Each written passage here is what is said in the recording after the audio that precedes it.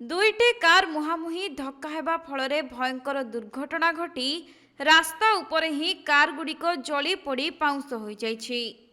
तेबे दिल्ली रे एपरी भयंकर दुर्घटना घटी जहाँकि द्वारका एक्सप्रेस वे रे दुईटी कार परस्पर सह मुहांमुही धक्का हेबारु उभय कार रे संगे संगे निया लगी जाइथिला।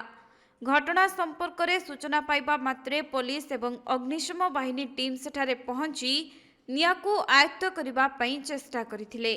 आउ दीर्घ समयर परिश्रम परे नियाकु आयत्त करिथिले मध्य सेतेबेलकु जनकर मृत्यु होइथिला एवं अन्य माने आहत होइथिले।